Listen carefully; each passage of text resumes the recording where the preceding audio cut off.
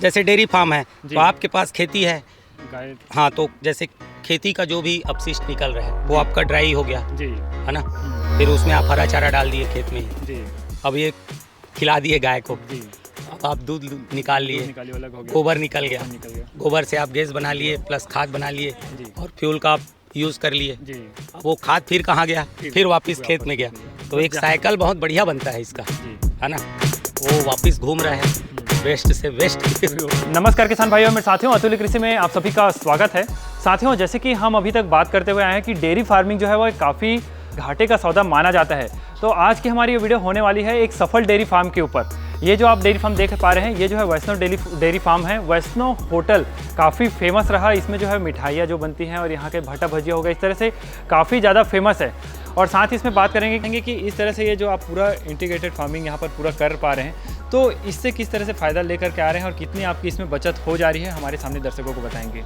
मेरा नाम संजय कुमार वैष्णव है और मैं 12वीं तक पढ़ा हूँ। ये लगभग 25 साल पहले हमारे पिताजी लोग 2-3 गाय से शुरू किए थे, फिर उसको धीरे धीरे बढ़ते गया। बीच में हम 2013 से वो महाराष्ट्र लोनी से अपन 10 गाय लेके आए थे मिक्स एआई सिस्टम से, धीरे धीरे उसको अपन यहाँ तक लाए हैं। अभी अपने पास करीब 150 गाय है, जिसमें से 60 दुधारू गाय हैं और लगभग 40 गाभन है।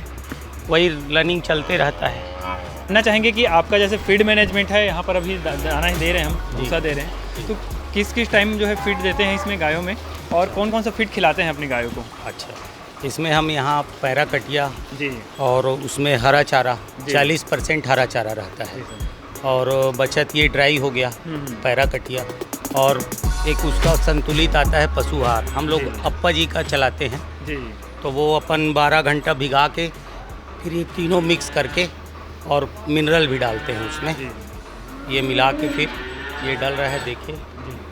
और जैसे कि इसका कितने टाइमिंग क्या रहता है, किस तरह से टाइमिंग रहता है इसमें? एक बार जैसे अभी सवेरे 8 बजे देंगे जी, उसके बाद फिर शाम को 5 बजे देंगे, 4 से 5 के बीच, जी। तो दिन में 2 बार ये देते हैं अपन जी। इनको। तो अभी अपने पास कौन कौन सी नस्ल की गाय है उसके बारे में हमारे किसान भाई को बताएंगे। अच्छा, अपने पास अभी HF10 का मेन ज़्यादा है जी, उसके बाद क्रॉस जर्सी है, कुछ साहीवाल है और कुछ गिर है, जी, और भैंस तो खैर कम है, 2-3 तो बस भैंस है, जी। बाकी मेन गाय ही है अपने डेयरी में।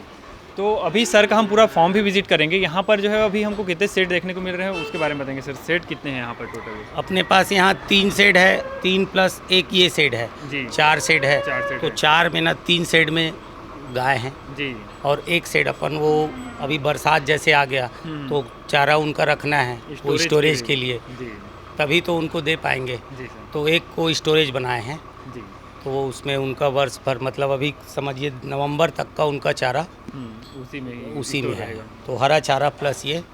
हाँ, उसके बाद फिर हम जैसे मिल्क प्रोडक्शन के बारे में बात करें, मिल्क प्रोडक्शन कितना हो जाता है इसमें लगभग आपके यहाँ पर डे का? मिल्क प्रोडक्शन अभी अपने यहाँ करीब अभी गर्मी बढ़ा है तो करीब 600 लीटर है। ये 1000 लीटर और 600 लीटर के बीच में रहता है। कम ज़्यादा होते ये रहता है, सीजन टू मौसम। सीजन वेरी हाँ, करता है। हाँ। जी, अभी जैसे अभी गर्मी चरम में है जी, तो अभी अपन कितना भी प्रयास कर लें 75% ही दूध उनका निकाल पाते हैं, जी, और जैसे ही मौसम चेंज होगा फिर इनका धीरे धीरे ग्रो होगा दूध। जी। हाँ। तो सर का जैसे कि प्रोडक्शन, ये जो मिल्क प्रोडक्ट है वो तैयार करते हैं, मिठाइयाँ हो गई और काफ़ी सारी चीज़ें हैं, तो पूरा यहीं खप जाता है या फिर बाहर भी बेचना पड़ जाता है सर? नहीं, दूध तो अपने खुद का ना, जी, खुद का यूज़ करते हैं, बल्कि 200-300 लीटर हमको बाहर से भी लेना पड़ता है। उसके अलावा भी खरीदना पड़ जाता है। हाँ, खरीदना जी। पड़ जाता है। तो मेन अपना फोकस वही है कि अपने लिए हो जाए, तो अपन ना वो उसी चीज़ को ध्यान में रखते हुए डेयरी स्थापित किए हैं। इसमें क्या है, क्वालिटी कंट्रोल रहता है। फिर उसके बाद फिर यहाँ से मिल्क प्रोडक्शन हो गया, फिर यहाँ अपना प्रोसेसिंग यूनिट भी है, यहीं चले जाता है वो? हाँ, ये अपना मिठाई बनता है, बाजूच में है, जी, वो उसको भी मैं दिखाऊंगा आपको, बढ़िया जी प्रोसेस सर। सब। ठीक है सर। तो अभी इसके बाद जैसे हम आगे चले, कुछ सेट हमारे दिख रहे हैं यहाँ पे, तो उसको भी देख लेते हैं। बच्चों को किस तरह से आपने रखा हुआ है अलग करके, हाँ, वो देखेंगे, और गाभिन गाय हैं और जो मिल्किंग वाली गाय हैं उसको किस तरह से रखा है। तो यहाँ पर जैसे ये सेट है, ये कौन सा सेट है सर यहाँ पर? ये गाभन वाला सेट है जिसमें ड्राई जानवर है, गाभन है, कुछ इनका दूध देना बंद कर दिए हैं अभी, वो क्या 2-3 महीने का गैप रहता है, जी, तो वो वाला इस सेड में है, और जितने मिल्किंग वाले हैं हाँ। वो उस वाले सेड में हैं। जी, और ये भी, इसमें भी मिक्स हैं। जी। जैसे बछड़े हैं, जो पहला अभी गाभन हुआ है, जी। पहला वो है, और उसके पीछे वाले साइड में फिर छोटे छोटे बच्चे हैं, अलग अलग 3। तो सर, जैसे हमने अभी मिल्क के बारे में बात किया, अब आगे हम जानना चाहेंगे कि इसके जैसे गोबर वेस्टेज हमारे जो निकलते हैं, हाँ। उसका क्या क्या इस्तेमाल कर पा रहे हैं आप? गोबर देखिए, हम लोग गोबर गैस संयंत्र स्थापित किए हैं। जी, ये कब से शुरुआत की ये इसकी आपने? 2014 से किए हैं। 2014 से। 2014 से शुरू में 2 टंकी बनवाए थे 45 घन मीटर का। जी। वो 1-1.5 साल 2 साल चलाए जी। तो अपने को बहुत अच्छा लगा। फिर एक 85 घन मीटर का बनवाए, जी। उसके बाद फिर 85 घन मीटर का। अ- तो अभी अपने पास 270 घन मीटर का यूनिट है, जी। और 2 यूनिट और बढ़ाने का है। जी। तो इससे गोबर से अपना बायोगैस बन रहा है, जी। और जो उससे स्लरी निकल रहा है, जी। स्लरी को हम लोग वर्मी कंपोस्ट बना रहे हैं, जी। और वो जैविक खेती कर रहे हैं उसका। जी। जैसे सब्जी लगाते हैं खुद, जी। धान लगा रहे हैं, तो जैविक धान उसका भी बहुत बढ़िया सेंटेड धान, जी। उसका अलग गुणवत्ता है। जी।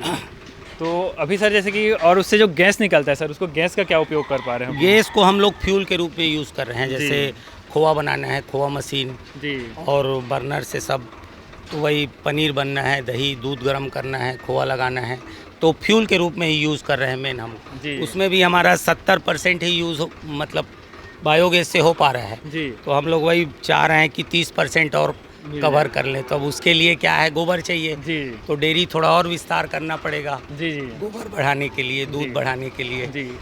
तो अभी हम जैसे कि यहाँ पर आए साथियों, तो ये तो हमको खुद में ही काफ़ी बड़ा लगा, और सर को अभी भी इसमें कुछ कुछ कमियाँ लग रही हैं। जैसे गोबर की कमी, तो गोबर के लिए और जो है, और गैस भी जैसे 70% ही यूज़ कर पा रहे, 30% गैस बाहर से आ रहा है, तो उसकी भी उसके पूर्ति लिए क्या है, लकड़ी का यूज़ कर रहे हैं। जी। जी। तो मैं वही चाह रहा हूँ कि गैस गोबर गैस से ही हो जाए। जी। अब वो गोबर गैस क्या है, एक तो फ्यूल दे रहा है आपको, जी। और उससे जो स्लरी निकल रहा है, उसका खाद का गुणवत्ता, मतलब उसको ब्लैक डायमंड बोलते हैं। उसमें एकमात्र ऐसा खाद है जी। जिसमें 16 पोषक तत्व है। जी। अभी जैसे आप कोई भी खाद लेंगे तो आपको अलग अलग सब लेना पड़ेगा, जैसे NPK का रेशियो हाँ, अलग अलग होगा। जी। जी। पर जैविक इसमें वर्मी कंपोस्ट में जो है, जी। एकमात्र है जिसमें आपको 16 पोषक तत्व मिलते हैं, एक साथ मिल एक जाते साथ मिल जाते हैं। हैं। जी। तो ये मतलब इसको कहा जाए ब्लैक डायमंड है। जी। तो अपने को गैस तो मिल ही रहा है, जो खाद मिल रहा है वो भी एकदम गुणवत्तापूर्ण खाद मिल रहा है। तो ये बहुत अच्छी। जी सर। तो अभी सर, जैसे कि यहाँ पर हम टेल टू टेल यहाँ पर सिस्टम से ये जो स्ट्रक्चर बना है वो देख पा रहे हैं, और इधर हमने जैसे देखा ये हेड टू हेड है। हाँ। तो ये टेल टू टेल रखने का पर्पस क्या था, और ये हेड टू हेड का पर्पस क्या था, उसके बारे में जानना चाहेंगे। हेड टू हेड में क्या है, जैसे अपन अब वो अभी थोड़ा सा लेबर समस्या रहता है जी। ना। तो हालांकि ये तो फुल ऑटोमेटिक नहीं है, जी। सेमी है कहा जाए। जी। कुछ मशीन से हो रहा है, कुछ मैनुअल करना ही पड़ता है। जी। तो हेड टू हेड में ना, अपन जैसे हरा चारा और ये दाना तीनों को मिक्स करके ट्रैक्टर में डाल दिए, जो काफ़ी आसान कर देता है। हाँ, अभी जैसे हाँ, देखा हमने तो 5 मिनट लगा, पूरा हाँ, फीड दे दिए। तो वो अपन ना इसमें हेड टू हेड में ये अपने को फ़ायदा है जी। कि दोनों साइड है, तो दोनों साइड से अपन ट्रॉली 15 से मिनट खाली में कर लगता है, 15 मिनट में एक साइड में कंप्लीट हो जाता है जी। चारा। जी। तो अभी बछड़े कहाँ पर है, कितने बछड़े उसके देखेंगे आइए सर, मैं उसके लिए बछड़े स्ट्रक्चर दिखाता हूँ।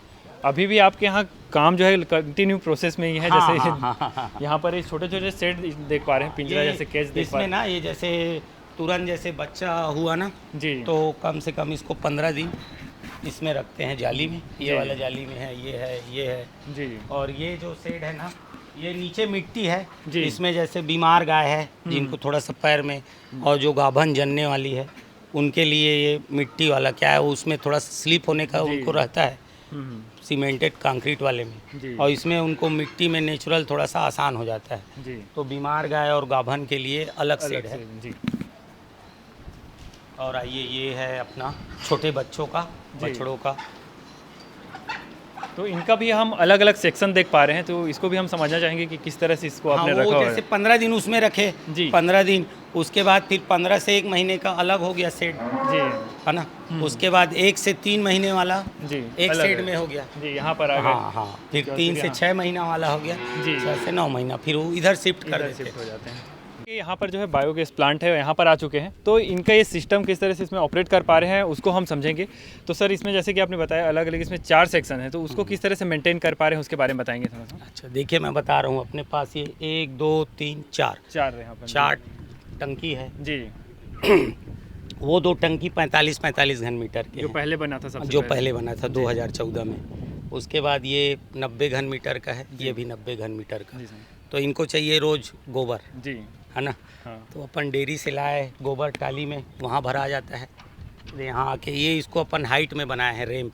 जी पहले क्या था, वो छोटा था जी और उसमें ना मिक्स करके मैंने काफ़ी दिन भर लग जाता था 2 लेबर को। जी तो उसको थोड़ा सा अपन इसको हाइट करके रैंप बना दिए।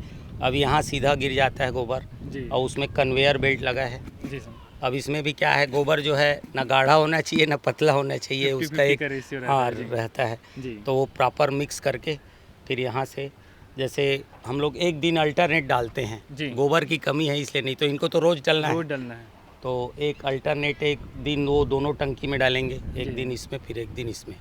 तो ऐसा करके ये हो जाता है। और उधर है आउटलेट, वो स्लरी सब आता है और वो वहाँ जाके इकट्ठा हो जा रहा है। अब वो जी। जैसे ही ड्राई होगा ना, फिर उसको अपन वर्मी कंपोस्ट वाले कंपोस्ट टाँके में डाल देते हैं। जी अब उसमें भी क्या है, अभी टाँके कम हैं तो 50% ही बस डल पाता है, बाकी वो सीधा डायरेक्ट हम लोग खेत में डालते हैं। तो वो भी अपने आप में बहुत बढ़िया खाद है। जी सर, वो इसका जो स्लरी है ना, इसको तो खैर गैस तो मिलता ही है, इसको खाद मशीन कहा जाए जी तो भी कोई वो नहीं है, बहुत अच्छा खाद अच्छा खाद मिलता है। है। जी। 1976 में ना हमारे बाबूजी एक ठेले से शुरू किए थे जी और धीरे धीरे वही क्वालिटी देखते देखते ना वो आज इस स्थिति में हम लोग पहुँचे हैं। जी।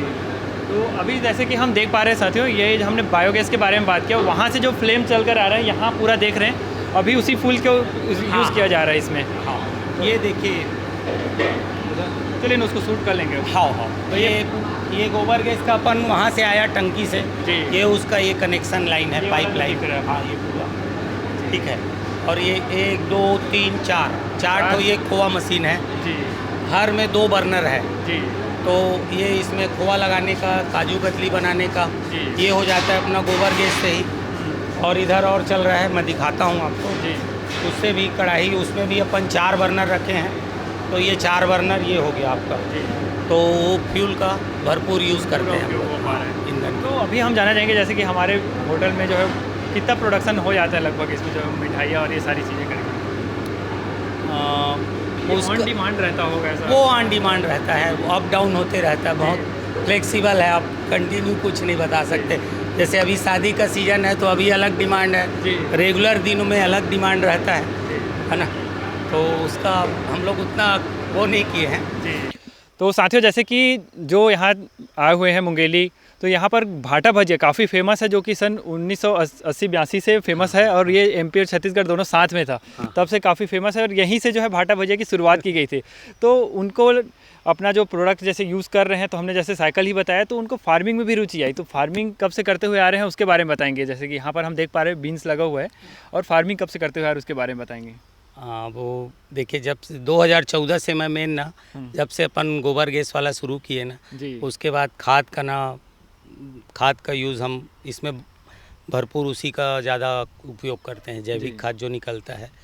और सब्जी खेती में उसका बहुत अच्छा रिज़ल्ट है जी जैविक खाद का। तो अपने को जैसे भाटा भजिया के लिए जी। भाटा चाहिए, टमाटर चाहिए, अभी तो और काफ़ी सारे प्रोडक्ट आ गए हाँ हैं हाँ आपके। जी हाँ, तो उन सब का ना अपन इसी से पूरा करते हैं। लगभग 5 एकड़ में ना सब्जी का खेती करते हैं, जी अलग अलग, जैसे टमाटर, भट्टा, बरबट्टी, जो जो अपने को चाहिए। जी। और अपने से जो बच गया उसको फिर मार्केट में सेल मार्केट करते में हैं। भी लेते हैं। जी। तो अभी ये बीन्स लगा हुआ है यहाँ पर, और आगे आगे क्या क्या प्लानिंग है? जैसे यहाँ पर मल्चिंग है, उसके बाद फिर एक और फील्ड है, उसमें क्या हाँ हाँ, जैसे ये देख रहे हैं आप, मल्चिंग दिख रहा है, इसमें एक ठो में जैसे पूरा भाटा लगाएंगे, वो जी। भाटा भजिया वाला। जी और टमाटर हो गया, सेमी है, करेला है, हम्म। इस टाइप से मिक्स। मेन अपना ये है, पहले अपने को जो चाहिए वो अपने उसकी पूर्ति करते हैं। उसके बाद जो बच गया हम्म। उसको फिर मार्केट में। जी।